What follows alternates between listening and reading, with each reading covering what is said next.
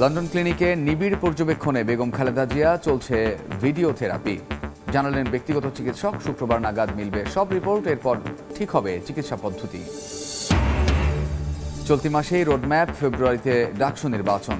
সময় নিয়ে ছাত্র সংগঠনগুলোতে মতভেদ, বৈষম্য বিরোধী ও শিবিরের আপত্তি না থাকলেও সংস্কার শেষে ভোট চায় ছাত্রদল। 3 দফা দাবি আদায়ে জগন্নাথ বিশ্ববিদ্যালয়ে কমপ্লিট শাটডাউন কর্মসূচি শিক্ষার্থীদের। চাকরি পুনর্বহালের দাবিতে সচিবালয়ের সামনে আমরণ অনশনে অব্যাহতিপ্রাপ্ত এসআইরা। এবং গ্যাস সংকটে জ্বলছে না চুলা, মধ্যরাতে কিছুটা মিললেও থাকে অল্প সময়। রান্না নিয়ে চরম দুর্ভোগে রাজধানীর বিভিন্ন এলাকার বাসিন্দা, দ্রুত সমাধান দাবি।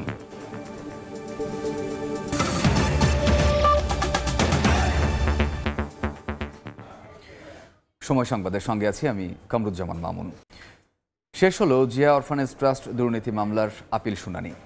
বুধবার রায় দেবেন সর্বোচ্চ আদালত। এই মামলার 10 বছরের সাজা হয় বিএনপি চেয়ারপারসন বেগম খালেদা জিয়া ও ভারপ্রাপ্ত চেয়ারম্যান তারেক রহমানের। রায়ে সব আসামির খালাসের প্রত্যাশা করছেন দলটির আইনজীবীরা। তারা বলছেন, জিয়া পরিবারকে হেনস্থা আর রাজনীতি থেকে দূরে রাখতেই বিচারের নামে প্রহসন করেছে আওয়ামী লীগ সরকার। জিয়া অরফানেজ ট্রাস্ট মামলায় সর্বোচ্চ আদালতে 4 দিন ধরে চলে শ্বাসরুদ্ধকর শুনানি। বেগম জিয়ার আইনজীবী, রাষ্ট্রপক্ষ, দুদক আইনজীবী যুক্তিতর্ক উপস্থাপন করেন। রাষ্ট্রপক্ষ শুনানিতে বলেছেন, ধারণার ভিত্তিতে কাউকে সাজা দেয়া ঠিক হয়নি। আর দুদকের অবস্থান ছিল, মামলার নথিপত্র, সাক্ষ্য প্রমাণে কোথাও বেগম জিয়া সহ আসামিদের দুর্নীতি, অনিয়ম কিংবা বিশ্বাসভঙ্গের প্রমাণ মেলেনি। মঙ্গলবার খালাস চেয়ে শুনানি করেন এ মামলার আরেক আসামি কাজী সলিমুল হকের আইনজীবী। এর মধ্য দিয়ে শেষ হয় জিয়া অরফানেজ ট্রাস্ট দুর্নীতি মামলার আপিল শুনানি। বুধবার এ বিষয়ে রায় দেবেন সর্বোচ্চ আদালত।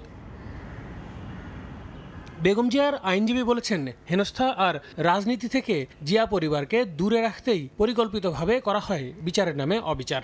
সবকিছুই করা হয়েছিল রাজনৈতিক উদ্দেশ্যে, বেগম খালেদা জিয়াকে নির্বাচনে না আনার জন্যে এবং ফ্যাসিস্ট রেজিমকে, তাদের যে তৎকালীন সময়ের শাসন ব্যবস্থা, সেই শাসনকে প্রলং করার জন্যই এই কাজটা করা হয়েছিল, আউট অফ পলিটিক্যাল স্কিম, স্যারের ভাষায় ব্লু প্রিন্টের অংশ হিসাবে। বুধবার এই মামলা থেকে সব আসামির খালাসের প্রত্যাশা দলটির আইনজীবীদের। আমরা বিগত 3 দিন বেগম খালেদা জিয়ার পক্ষে যে আর্গুমেন্টগুলো করেছি, সবগুলো আর্গুমেন্ট লিগ্যাল আর্গুমেন্ট এবং তিনি সেগুলো অ্যাডপ্ট করেছেন।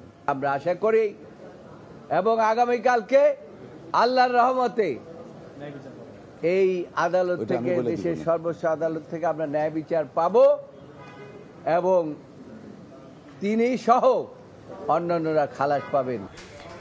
বিএনপি চেয়ারপারসন বেগম খালেদা জিয়ার স্বাস্থ্য পরীক্ষার সব রিপোর্ট পাওয়া যাবে শুক্রবারের মধ্যে। এরপর পর্যালোচনা করে চিকিৎসা পদ্ধতি চূড়ান্ত করবেন লন্ডন ক্লিনিকের চিকিৎসকরা। এ তথ্য জানিয়েছেন বিএনপি চেয়ারপারসনের ব্যক্তিগত চিকিৎসক ডাক্তার AZM জাহিদ হোসেন। তিনি আরও জানান, সুস্থতার জন্য দেশবাসীর কাছে দোয়া চেয়েছেন বেগম জিয়া। লন্ডন থেকে বিস্তারিত শোয়েব কবিরের প্রতিবেদনে। যুক্তরাজ্যের হাসপাতালে চিকিৎসাধীন বিএনপি চেয়ারপারসন বেগম খালেদা জিয়ার পূর্ণাঙ্গ পরীক্ষা নিরীক্ষার রিপোর্ট সোমবার আসার কথা থাকলেও তা পিছিয়ে গেছে। পারিবারিক সান্নিধ্য ও হাসপাতালে চিকিৎসকদের নিবিড় পর্যবেক্ষণে রয়েছেন তিনি। চলছে ফিজিওথেরাপি। সোমবার হাসপাতালের সামনে গণমাধ্যম কর্মীদের এই তথ্য জানান খালেদা জিয়ার ব্যক্তিগত চিকিৎসক ডাক্তার AZM জাহিদ হোসেন। ওনার চিকিৎসার ব্যাপারে দেশবাসী যেমন উদ্বিগ্ন, ঠিক একইভাবে এখানকার চিকিৎসকরা অত্যন্ত নিষ্ঠার সঙ্গে হসপিটালের প্রত্যেকটা স্টাফ তারা কাজ করছে। তিনি আরো বলেন, বেগম জিয়ার পরবর্তী চিকিৎসা কতটুকু প্রয়োজন সেই বিষয়ে এখন আলোচনা চলছে। নিজের সুস্থতার জন্য দেশবাসীর কাছে দোয়া চেয়েছেন বিএনপি চেয়ারপারসন। উনি কিন্তু কখনোই নিজের শারীরিক অসুস্থতা মানুষকে প্রকাশ করেন নাই। আপনারা খেয়াল করে দেখবেন, ওনার উপর অনেক অত্যাচার নির্যাতন হয়েছে, কিন্তু উনি সবসময় মানুষের কথা বলেছেন। বেগম জিয়ার খবর নিতে যুক্তরাজ্য বিএনপির নেতা কর্মীদের পাশাপাশি হাসপাতালের সামনে ভিড় জমিয়েছেন প্রবাসী বাংলাদেশিরাও। বেগম খালেদা জিয়ার সুস্থতার জন্য দোয়া করবেন, এটাই আমাদের আহ্বান। 3 বারের সাবেক প্রধানমন্ত্রী খালেদা জিয়া দীর্ঘদিন ধরে liver cirrhosis, kidney, diabetes, arthritis সহ শারীরিক নানা অসুস্থতায় ভুগছেন। যুক্তরাজ্যের দি লন্ডন ক্লিনিকে বিএনপি চেয়ারপারসন ও সাবেক প্রধানমন্ত্রী বেগম খালেদা জিয়ার চিকিৎসা চলছে। চিকিৎসকরা বলছেন আগামী শুক্রবারের মধ্যে সব পরীক্ষা নিরীক্ষার রিপোর্ট আসবে এবং এরপরেই সিদ্ধান্ত নেওয়া হবে তার পূর্ণাঙ্গ চিকিৎসার। শোয়েব কবির, সময় সংবাদ, লন্ডন। সমসাময়িক ইস্যুতে গুলশানে বিএনপি চেয়ারপারসনের রাজনৈতিক কার্যালয়ের সংবাদ সম্মেলনে কথা বলছেন দলের মহাসচিব মির্জা ফখরুল ইসলাম আলমগীর। সরাসরি যাচ্ছি সেখানে। অনলাইনে ছিলেন সভায় আমরা এই সাইবার সুরক্ষা অধ্যাদেশ যেটা আপনার খসড়া করা হয়েছে, এই খসড়াটা নিয়ে আমরা আলোচনা করেছি এবং বিস্তারিত আলোচনা হয়েছে। এটা সম্পর্কে আরও বিস্তারিত তথ্য নিয়ে আগামী 2-1 দিনের মধ্যেই আমাদের একটা প্রেস কনফারেন্স আমরা আলাদাভাবে এটা অনুষ্ঠান করব। এটা আমাদের ডক্টর মঈন খানকে প্রধান করে প্রফেসর এ কে মহিদুজ্জামান এবং ব্যারিস্টার কায়েস কামাল সব একটা কমিটি গঠন করা হয়েছে। তারা এই বিষয়টার উপর একটা পেপার রেডি করবেন, সেটা নিয়ে আমরা আবার আপনাদের সামনে আসব। তৃতীয় আলোচনা যেটা হয়েছে এটা হচ্ছে যে প্রধান উপদেষ্টার যে বক্তব্য, এটা অনেক পুরনো বিষয় হয়ে গেছে ইতিমধ্যে। বিশেষ করে নির্বাচন বিষয়ে যে বক্তব্য ওনার ছিল যে এই বছরের শেষের দিকে অথবা আপনার পরবর্তী বছরে অর্থাৎ 26-এর মাঝামাঝি সময়ে এই বিষয় নিয়ে আলোচনা হয়েছে, অনেক দীর্ঘক্ষণ আলোচনা হয়েছে। আমরা মনে করি যে এত বিলম্বিত করার কোনো কারণ নেই। আমরা মনে করি যে এখন যেহেতু আপনার নির্বাচন কমিশন গঠন হয়ে গেছে এবং আপনার মোটামুটি একটা স্টেবিলিটি এসছে আপনার গভর্নেন্সের মধ্যে, গভর্নমেন্টের মধ্যে, সেই ক্ষেত্রে এই নির্বাচন অনুষ্ঠানের জন্য আমার মনে হয় যে আপনার বোধহয় এই মাসেই বোধহয় আপনার নির্বাচন সংস্কার সংক্রান্ত যে কমিটি, সেটার বোধহয় রিপোর্ট এসে যাবে। হ্যাঁ, কালকেই দেবে। সুতরাং আমার মনে হয় না যে এটা আমরা আরও বিলম্বিত করার প্রয়োজন আছে, কারণ যত বিলম্ব হচ্ছে ততই রাজনৈতিক এবং অর্থনৈতিক সংকট আরও বৃদ্ধি পাচ্ছে। কারণ আমরা বারবার করে বলছি যে আসলে নির্বাচিত সরকারের কোনো বিকল্প নেই, এটা গণতন্ত্রে এটাই হচ্ছে সবচেয়ে ইম্পর্টেন্ট বিষয়। তো সেই ক্ষেত্রে আমরা মনে করি যে এই বছরই মাঝামাঝি সময় অর্থাৎ আপনার জুলাই আগস্ট এর মধ্যেই নির্বাচন সম্ভব। এবং আমরা এই কারণেই আমরা সরকারকে আহ্বান জানাচ্ছি, নির্বাচন কমিশনকে আহ্বান জানাচ্ছি এবং রাজনৈতিক দলগুলির প্রতি আহ্বান জানাচ্ছি যে দেশের বৃহত্তর স্বার্থে এই বছরের মাঝামাঝি সময় নির্বাচন অনুষ্ঠানের জন্য আমরা ব্যবস্থা নিতে পারি। এরপরে আপনার আমাদের এক অত্যন্ত গুরুত্বপূর্ণ বিষয়ে আলোচনা হয়েছে, সেটি হচ্ছে যে দ্রব্যমূল্যের ক্রমাগত যে ঊর্ধ্বগতি, এই ঊর্ধ্বগতিতে আমরা গভীর উদ্বেগ প্রকাশ করা হয়েছে।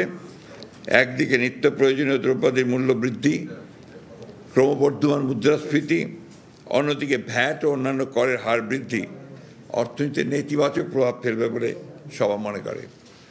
এ বিষয়ে একটা বিস্তারিত তথ্য সম্বলিত সংবাদ সম্মেলন অনুষ্ঠানের সিদ্ধান্ত গৃহীত হয়েছে।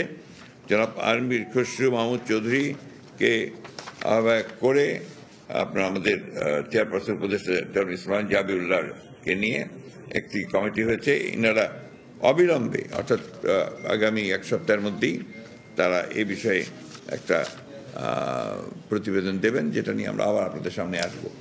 এখানে আমরা মনে করি যে শুধু সমালোচনা করলেই তো হবে না, আমরা এটার সম্পর্কে আমাদের ভাবনাটা কি, আমরা কিভাবে আপনার এই মূল্য বৃদ্ধিটাকে দেখছি বা আপনার কর বৃদ্ধিটাকে দেখছি, সেটাকে আপনার ইতিবাচক দিকটা কি হতে পারে, আমাদের প্রস্তাব কি থাকতে পারে এই সমস্যাটা সমাধানে, সেই প্রস্তাব নিয়েও আমরা আসব। তো এটাই ছিল আমার। গুলশানে বিএনপি চেয়ারপারসনের রাজনৈতিক কার্যালয়ে কথা বলছেন মহাসচিব মির্জা ফখরুল ইসলাম আলমগীর। আমরা এখন সরাসরি ছিলাম সেখানে। চলতি মাসে এই রোডম্যাপ ঘোষণা আর ফেব্রুয়ারিতে ডাকসু নির্বাচন। বিশ্ববিদ্যালয় প্রশাসনের এই পরিকল্পনা নিয়ে মতভেদ দেখা দিয়েছে ছাত্র সংগঠনগুলোতে। বৈষম্য বিরোধী ছাত্র আন্দোলন ও ছাত্র শিবির ফেব্রুয়ারির মধ্যে ভোট চাইলেও এতে একমত নয় ছাত্রদল ও ছাত্র ইউনিয়ন। সংস্কার শেষে স্থিতিশীল পরিবেশে নির্বাচনের দাবি এ দুটি ছাত্র সংগঠনের। নাজমুল হাসান রাজুর ক্যামেরায় হাসান ওয়ালের প্রতিবেদন। শেখ হাসিনা সরকারের পতনের পর জোরে সোরে দাবি উঠেছে ঢাকা বিশ্ববিদ্যালয় কেন্দ্রীয় ছাত্র সংসদ ডাকসু নির্বাচনের। নির্বাচনী রোডম্যাপের দাবিতে ধারাবাহিক কর্মসূচি পালন করে আসছেন শিক্ষার্থীরা। ডাকসু নির্বাচন নিয়ে ইতিবাচক বিশ্ববিদ্যালয় প্রশাসনও। ফেব্রুয়ারির মধ্যেই ভোট আয়োজনের পরিকল্পনা জানালেন প্রক্টর। ফেব্রুয়ারির মধ্যে ডাকসু নির্বাচন হওয়াটা মোটামুটি একটা গ্রহণযোগ্য সময়। গঠনতন্ত্রের সংস্কার না করে ডাকসু নির্বাচনটা কার্যকরী হবে না, সেই জন্য আমরা ডাকসুর গঠনতন্ত্রের সংস্কারের জন্য একটা কমিটি গঠিত হয়ে গেছে। তবে সব ছাত্র সংগঠন ডাকসু নির্বাচন চাইলেও ভোটের তারিখ নিয়ে রয়েছে ভিন্ন মত। ছাত্রলীগকে সুবিধা দিতে তৈরি করা গঠনতন্ত্রের আমূল সংস্কার শেষে নির্বাচন চাই ছাত্রদল। একই সুর ছাত্র ইউনিয়নেরও। তৎকালীন প্রশাসন ছাত্রলীগকে সুবিধা করে দেওয়ার জন্য এবং নির্বাচনে জিতিয়ে আনার জন্য তারা গঠনতন্ত্রে যে ধরনের বিধান সংযুক্ত করেছে, গঠনতন্ত্রের অধীনে যদি আবার ডাকসু নির্বাচন হয় এবং সেই ডাকসু নির্বাচন কিন্তু আসলে প্রশ্নবিদ্ধ থেকে যাবে। ফেসিবাদের দোসররা বিভিন্ন নামে বেনামে এখনও কিন্তু হল পর্যায়ে রয়ে গেছে। এই ভিত্তিতে আমি বলতে চাই যদি অতি দ্রুত সময়ের মধ্যে ডাকসু নির্বাচন হয়, তাহলে ডাকসু কেন্দ্রিক যে আমাদের আবেগের জায়গা, অনুভূতির জায়গা, ডাকসু নিয়মিত হোক, আমাদের যে চাওয়া, সে চাওয়ার অবশ্যই ব্যত্যয় ঘটবে। পেশি শক্তি রাজনীতি করতেই অনেকে দ্রুত নির্বাচনের বিরোধিতা করছে বলে অভিযোগ বৈষম্য বিরোধীদের। ফেব্রুয়ারির মধ্যে নির্বাচন আয়োজনের দাবি ছাত্র শিবিরের। আমরা নতুন করে আসলে এরকম আবার পাওয়ার পলিটিক্সের রাজনীতিকে আমরা এক্সপিরিয়েন্স করতে চাই না। আমরা চাইছি বিশ্ববিদ্যালয়ের যে ছাত্র সংসদ কেন্দ্রিক ছাত্র রাজনীতি সেটি আসলে শক্তিশালী হোক। আমরা দ্রুত সময়ের ভেতরে অন্তত রোডম্যাপটা চাই যে কত সময়ের ভেতরে এটা হতে পারে। আমরা চাই যে দ্রুত সময়ের ভেতরে এটা হোক। সংস্কার এবং যে ডাকসু নির্বাচনের যে প্রক্রিয়া, সেই প্রক্রিয়া একই সাথে চলতে পারে বলে আমরা মনে করি। 5ই আগস্টের পরে যদি আমি বলি খুব স্পষ্টতভাবে শিক্ষার্থীরা সকল পর্যায়ে কিন্তু তারা চায় তারা নিজে ভোট দিয়ে তাদের ইচ্ছে মতো প্রতিনিধিকে নির্বাচন করবে এবং সেই প্রতিনিধিরা হচ্ছে যে তাদের প্রতিনিধিত্ব করবে এবং সমস্যাগুলো তুলে ধরবে, সমাধান করবে। দীর্ঘ 28 বছর পর 2019 সালে অনুষ্ঠিত হয় সবশেষ ডাকসু নির্বাচন। পরবর্তীতে দাবি উঠলেও নির্বাচন আয়োজনে উদ্যোগ নেয়নি বিশ্ববিদ্যালয় প্রশাসন। ডাকসু গঠনতন্ত্র পরিবর্তন, পরিমার্জন কিংবা নির্বাচন আয়োজন, সব সিদ্ধান্তে ছাত্র সংগঠনগুলোর ঐক্যমত্যের উপর জোর শিক্ষার্থীদের। অন্যথায় নির্বাচন কিংবা পরবর্তীতে অস্থিতিশীল পরিবেশ সৃষ্টির আশঙ্কা তাদের। হাসান ওয়ালি, সময় সংবাদ, ঢাকা। চাকরি পুনর্বহালের দাবিতে আমরণ অনশনে পুলিশের 40তম ব্যাচের অব্যাহতিপ্রাপ্ত শিক্ষানবিশ এসআইরা সোমবার বিকেল থেকে সচিবালয়ের সামনে অনশন শুরু করেন তারা। চট বিছিয়ে প্ল্যাকার্ড হাতে বসে আছেন নারীসহ 25 জনের মতো অব্যাহতিপ্রাপ্ত এসআই। এর আগে সোমবার 3 সদস্যের প্রতিনিধি দল সচিবালয়ে ঢুকে স্বরাষ্ট্র মন্ত্রণালয় কর্মকর্তাদের সঙ্গে আলোচনা করেন। তবে দাবি পূরণে কোনো আশ্বাস না পেয়ে বিকেল থেকে আমরণ অনশনে বসেন তারা। দাবি আদায় না হওয়া পর্যন্ত অনশন চালিয়ে যাওয়ার ঘোষণা তাদের।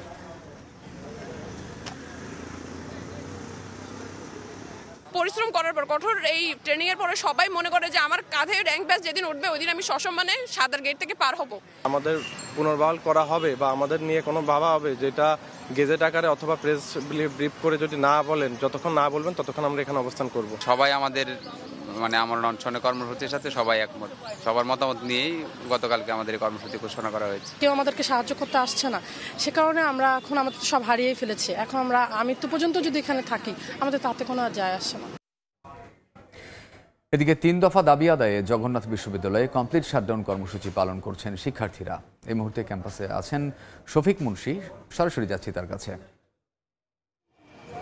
জগন্নাথ বিশ্ববিদ্যালয়ের যে দ্বিতীয় ক্যাম্পাস নির্মাণাধীন আছে, সেই ক্যাম্পাসের নির্মাণ কাজ বাংলাদেশ সেনাবাহিনীর কাছে হস্তান্তর সহ 3 দফা দাবিতে দ্বিতীয় দিনের মতো কিন্তু ক্যাম্পাস শাটডাউন যে কর্মসূচি সেটি পালন করছে বিশ্ববিদ্যালয়ের শিক্ষার্থীরা। এবং এই কর্মসূচির আওতায় আজ সকাল থেকে দেখা গেছে কিন্তু বিশ্ববিদ্যালয়ে কোনো ক্লাস, পরীক্ষা এগুলো কিন্তু হয়নি এবং বেশিরভাগ একাডেমিক ভবনে কিন্তু তালা ঝুলিয়ে দিয়েছে শিক্ষার্থীরা।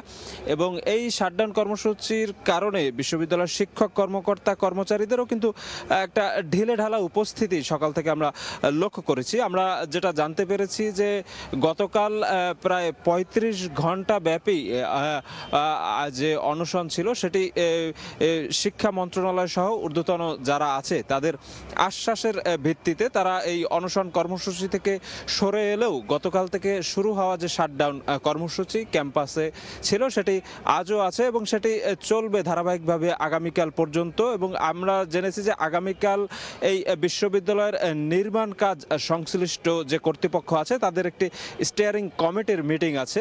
সেই মিটিংয়ে যদি তাদের এই শিক্ষার্থীদের যে 3টি দাবি, সেই 3 দাবির দৃশ্যমান কোনো পদক্ষেপ তারা না দেখতে পারে, তবে কিন্তু এই যে চলমান যে আন্দোলন তার ধারাবাহিকতা সামনে আরও জোরালো হবেই বলে আমাদেরকে এই শিক্ষার্থীরা জানিয়েছেন। এবং শিক্ষার্থীরা আরও যে বিষয়টি উল্লেখ করেছেন যে তাদের নির্মাণাধীন দ্বিতীয় ক্যাম্পাসটি পরিপূর্ণভাবে নির্মাণ কাজ সেনাবাহিনীর কাছে হস্তান্তর সহ তাদের আরও 2টি নির্মাণাধীন স্থাপনা আছে, সেই 2টি নির্মাণাধীন স্থাপনার যে বাকি কাজ সেটি যেন স্টিল স্ট্রাকচারের উপরে হয়। একই সাথে যতদিন পর্যন্ত শিক্ষার্থীদের সম্পূর্ণ আবাসন ব্যবস্থা না করা যায় ততদিন অন্তত 70% শিক্ষার্থীকে আবাসন ভাতা যেন প্রদান করে, এই হচ্ছে তাদের মূলত মোটা দাগের 3টি দাবি। তো এই ছিল আমার কাছে জগন্নাথ বিশ্ববিদ্যালয় থেকে তাদের যে চলমান শাটডাউন কর্মসূচি সে ব্যাপারে সর্বশেষ খবর। সরাসরি ছিলাম জগন্নাথ বিশ্ববিদ্যালয়ে। সময় সংবাদ আরও থাকছে। গাজীপুরে বেক্সিমকো গ্রুপের বন্ধ কারখানা খুলে দেওয়ার দাবিতে মানববন্ধন, জিরানী থেকে নবীনগর পর্যন্ত শ্রমিকদের দীর্ঘ লাইন। গ্যাসের তীব্র সংকটে জ্বলছে না চুলা, রাজধানীর বিভিন্ন এলাকায় চরম ভোগান্তিতে দিন পার করছেন বাসিন্দারা। কখনো ভোরে আবার কখনো গভীর রাতে আসে গ্যাস, তাও স্থায়ী হয় ঘণ্টাখানেক। মোহাম্মদপুর, কল্যাণপুর, গ্রিন রোড সহ বেশিরভাগ এলাকার বাসাবাড়িতে গ্যাস সংকট তীব্র আকার ধারণ করেছে। চুলা না জ্বলাই রান্না নিয়ে সবচেয়ে বিপাকে পড়েছেন বাসিন্দারা। অনেকে সিলিন্ডার গ্যাস কিনছেন বাধ্য হয়ে। স্থানীয়রা জানান, রাত 1:30টার দিকে অল্প গ্যাস আসে, তাও থাকে 1 থেকে 1.5 ঘন্টা। তারপরও মাসে মাসে গ্যাস বিল গুনতে হয় বলে ক্ষোভ জানান অনেকেই। 7টা বাজে আর গ্যাসের চাপ কমে যায়, আর রান্না বাড়ি আর কোনো কিছু করতে পারি না। ভোর 5টা 4টার দিকে এসে রান্না করতে হয়, এরপর সকাল 6টার পর থেকে গ্যাস চলে যায় এবং সন্ধ্যা অবধি গ্যাস থাকে না, এবং ছুটির দিন একদম সারাদিনও থাকে না, এমনকি রাত পর্যন্ত গ্যাস থাকে না। আমরা গ্যাস নিয়ে যে অসহনীয় যন্ত্রণা হচ্ছে এই দীর্ঘ কয়েক বছর যাবৎ, শীত আসলে তো চলে যায়, রোজা আসলেও সেই একই অবস্থা। আর আমাদের হচ্ছে 2জনই হার্টের রোগী, অ্যাসিডিটির সমস্যা আছে, হোটেলের খাবারও খেতে পারি না, তারপরও ওই গ্যাসে দিয়ে রাখি। এই মুহূর্তে রাজধানীর মোহাম্মদপুরে আছেন রিপোর্টার উম্মে হানি, সরাসরি যাচ্ছি তার কাছে। হানি, রাজধানীর বিভিন্ন এলাকায় চলছে তীব্র গ্যাস সংকট। সকাল থেকে রাতের কখনো অংশ এবং কোনো সময় ভোরে আসলে গ্যাস আসছে, এবং এই কারণে এবং সেটির স্থায়িত্ব কিন্তু অনেকটাই কম। এই কারণে কিন্তু চরম ভোগান্তিতে পড়ছেন আসলে নগরবাসী। দেখা গিয়েছে যে মোহাম্মদপুর, কল্যাণপুর, গ্রিন রোড সহ রাজধানীর বেশিরভাগ এলাকাতেই কিন্তু বসতবাড়িতে গ্যাস সংকট আসলে তীব্র আকার ধারণ করেছে। আবাসিক এরিয়ার বাসিন্দারা যেমন ভোগান্তিতে রয়েছেন, তেমনি কিন্তু যারা খেটে খাওয়া মানুষ তারাও কিন্তু আসলে চরম ভোগান্তি পোহাচ্ছেন। আমি যেখানে আছি সেখানকার বেশিরভাগ বাসিন্দাই কিন্তু একসাথে কলোনিতে থাকে, এবং এখানকার যারা গৃহিণী তারা কিন্তু সবাই মোটামুটি বাসা বাড়িতে কাজ করেন, এবং তারা বলছেন কিন্তু যে সকাল থেকে দুপুর অবধি আসলে কোনো গ্যাস এখানে থাকে না। যেহেতু তারা পালা বদল করে রান্নাবান্না কাজ সারেন, সেহেতু দেখা যায় যে গ্যাস না থাকায় তারা বলছেন এক একজনের রান্না করতেই 2-3 ঘন্টা সময় লেগে যায়। ফলে রান্নার কাজ যেমন ব্যাহত হয়, তেমনি কিন্তু তাদের অনেকটাই ভোগান্তি পোহাতে হয়। এখানে অনেকে আছেন যারা ভোরে উঠে বাসা বাড়িতে কাজে যান, যেহেতু অনেক রাতে গ্যাস আসে, সেহেতু রাত জেগে রান্না করে আসলে পরের দিন সকালবেলা উঠে আবার বাসা বাড়িতে কাজে যেতে কিন্তু তারা কিন্তু অনেক ভোগান্তি পোহান। এবং এছাড়া কিন্তু আমরা দেখেছি যে গ্যাসের সিলিন্ডারও তারা কিনেছেন।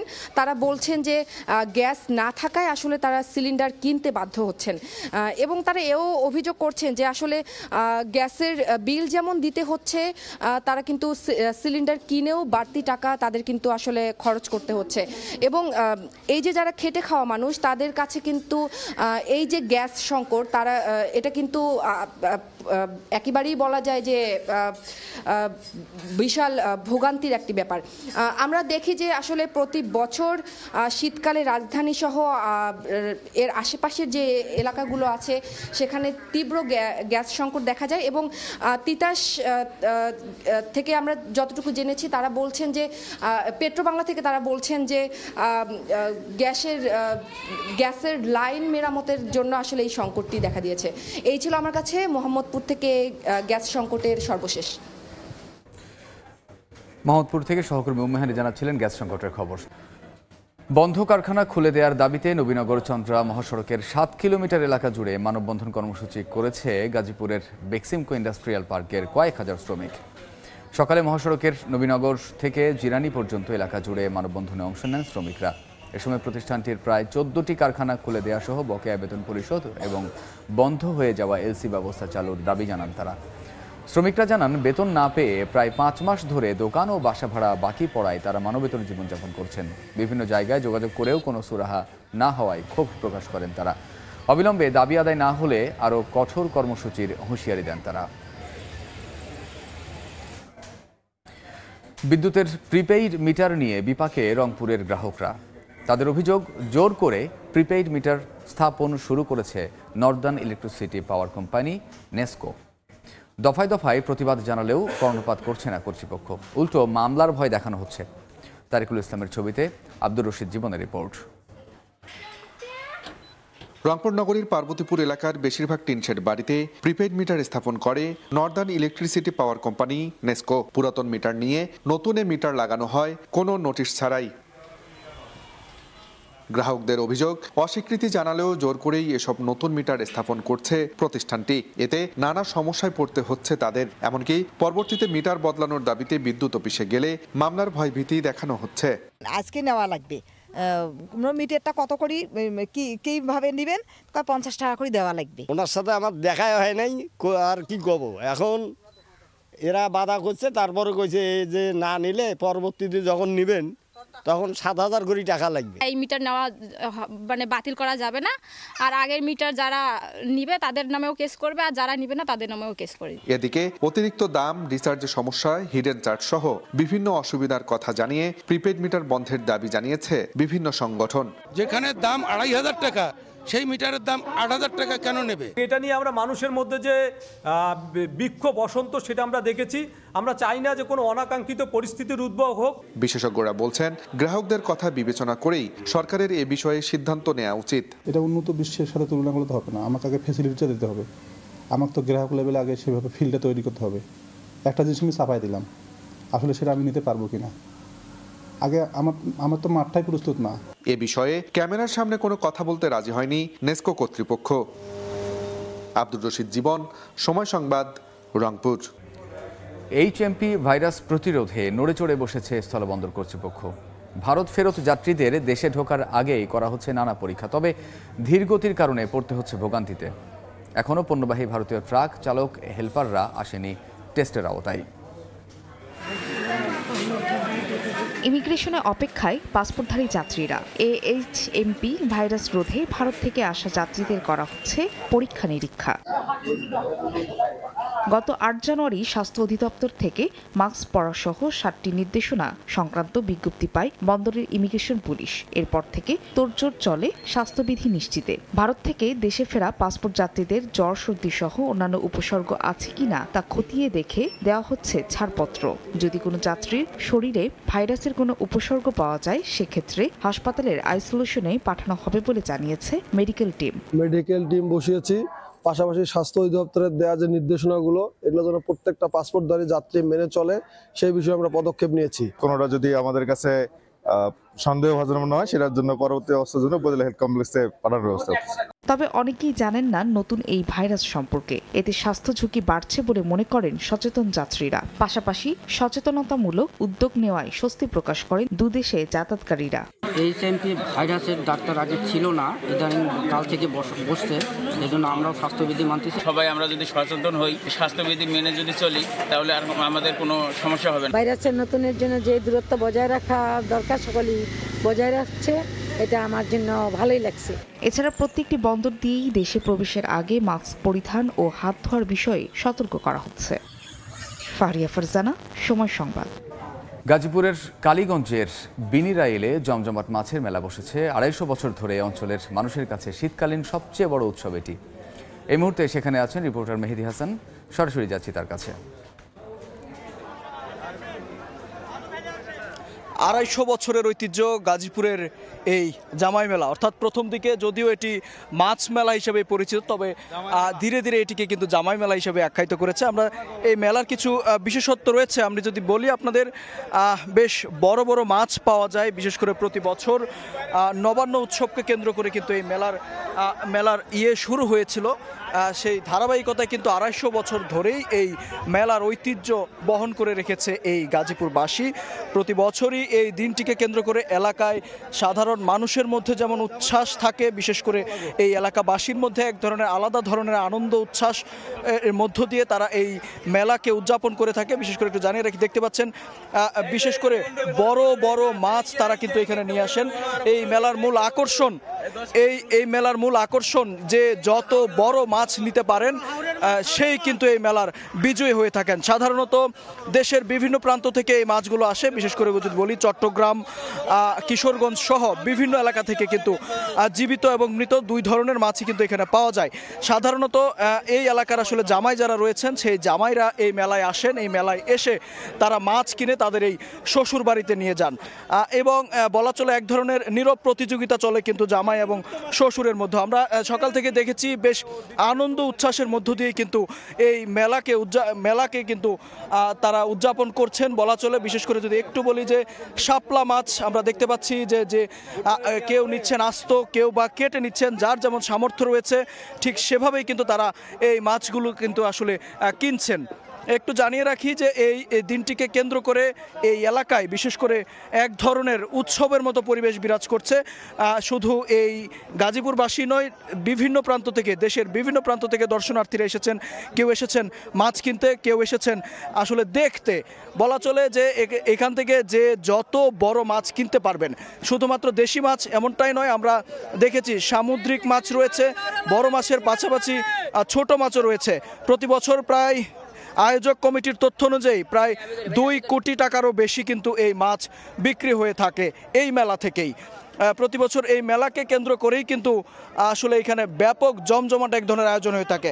আমরা দেখতেই পাচ্ছি যে এই ধরনের আয়োজনের মধ্য দিয়ে এই এলাকায় আসলে এক ধরনের উৎসবমুখর পরিবেশ এখন বিরাজ করছে এবং সারাদিন ব্যাপী এই মেলার আয়োজন চলবে বলে আমরা জানতে পেরেছি। তো এই ছিল গাজীপুর থেকে আমার কাছে থাকা সবশেষ তথ্য। এতক্ষণ সরাসরি ছিলাম গাজীপুরে। এবার টিউলিপ সিদ্দিককে মন্ত্রিত্ব থেকে সরে দাঁড়ানোর আহ্বান জানিয়েছে যুক্তরাজ্যের দুর্নীতি বিরোধী জোট ইউকে অ্যান্টি কারাপশন কোয়ালিশন। জোটটি এক বিবৃতিতে জানায়, যুক্তরাজ্যের মানি লন্ডারিং নিয়ন্ত্রণ কাঠামো ও অর্থনৈতিক অপরাধ মোকাবিলার দায়িত্বে থাকা টিউলিপের বিরুদ্ধে অর্থ আত্মসাতের অভিযোগ উঠেছে, যা তার কাজের জন্য সাংঘর্ষিক। ফলে ব্রিটিশ সরকারের মন্ত্রী হিসেবে গুরুত্বপূর্ণ সিদ্ধান্ত নেয়ার মতো অবস্থানে তিনি আছেন কিনা বিষয়টি পরিষ্কার নয় বলে মন্তব্য UK anti corruption কোয়ালিশনের।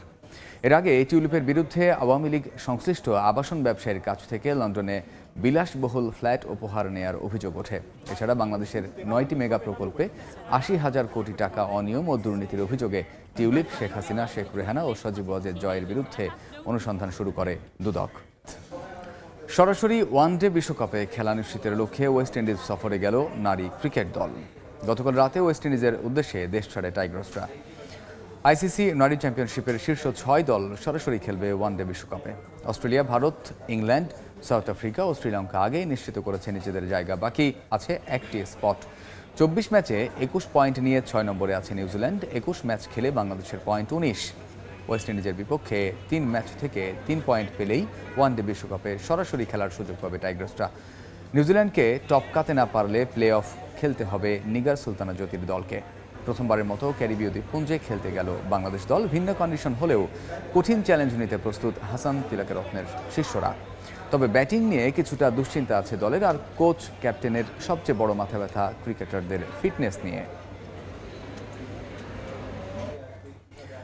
Liton, Shakib, তামিমের মতো ক্রিকেটার দলে না থাকায় চ্যাম্পিয়ন্স ট্রফিতে অভিজ্ঞতার অভাবে ভুগবে বাংলাদেশ। এশিয়ার মাটিতে আসর আর তরুণ ক্রিকেটাররা যেভাবে পারফর্ম করছেন তাতে টাইগাররা চমকে দিতে পারেন আসন্ন মেগা ইভেন্টে। সময় সংবাদে এমনটা জানিয়েছেন আন্তর্জাতিক ধারাভাষ্যকার ড্যানি মরিসন। বিপিএলে লিটন দাসের সেঞ্চুরি দেখে মুগ্ধ কিউই ধারাভাষ্যকার। চ্যাম্পিয়ন্স ট্রফির দলে না থাকায় আক্ষেপও প্রকাশ করলেন। জানিয়েছেন আসরে তার সেমিফাইনালিস্ট দলের নাম। সিলেট থেকে তারেক হাসান শিমুলের রিপোর্ট।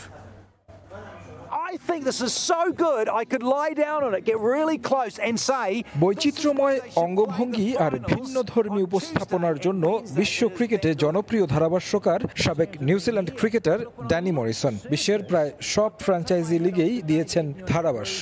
এর আগে কাজ করেছেন বিপিএলেও।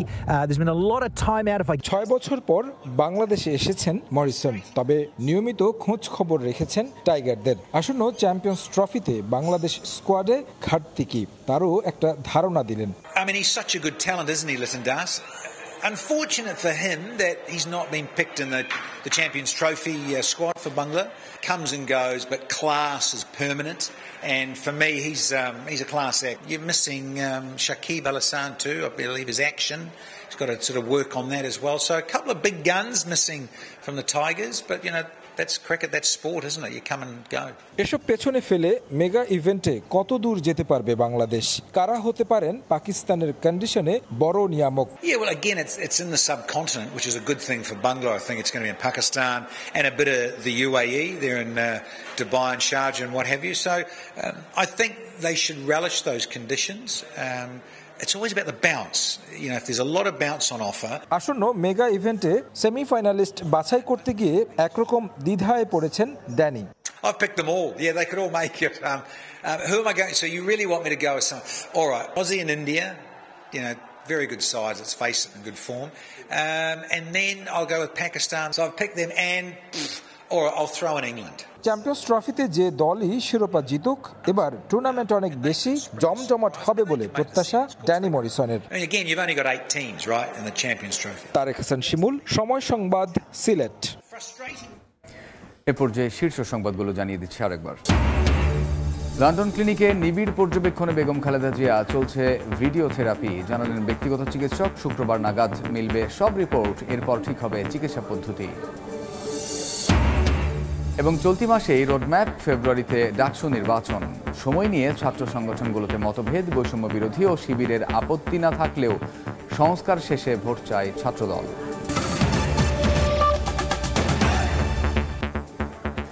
এই ছিল সময় সংবাদে, সঙ্গে থাকুন সময়ের।